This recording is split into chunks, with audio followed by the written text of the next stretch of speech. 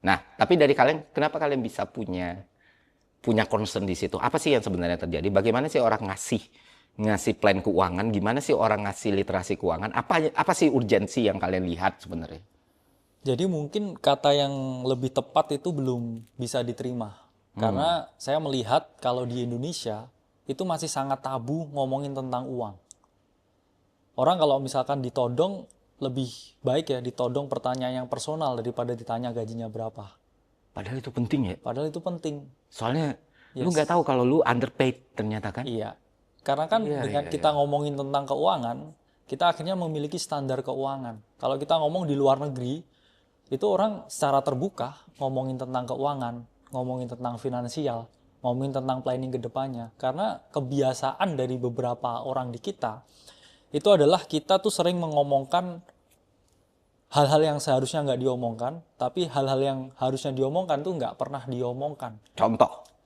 Contohnya keuangan tadi. Hmm. Sama seperti saya pribadi dengan orang tua. Karena saya orang Jawa dengan segala kebudayaan yang ada. Istilahnya ada namanya sungkan. Hmm. Atau bahasanya itu tidak enak. Antara orang tua dan anaknya.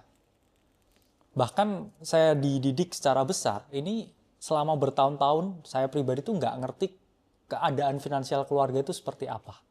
Ditutupi. Bilangnya selalu cukup. Ini urusannya orang tua.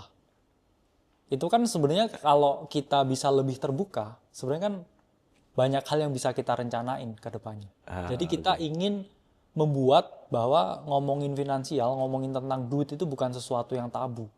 Dan kalau memang orang masih diklasifikasi, ya kita ngomong belum mencapai tingkat keuangan tertentu, ya harus kita sampaikan dengan cara yang kita ngomong menggelitik lah. Jadi memang itu gimmicknya, itu packagingnya, tapi konsepnya tuh justru emang literasi keuangan tadi. Yes, Mengedukasi orang supaya mengelola uangnya yang benar. Karena kan sebenarnya orang yang nggak nonton live-nya mereka juga nggak ngerti sebenarnya sedalam apa yang mereka bahas. Yang mereka iya, tahu kan yang lihat di clippernya dong. permukaan. Jadi gue siang itu juga nonton full itu dan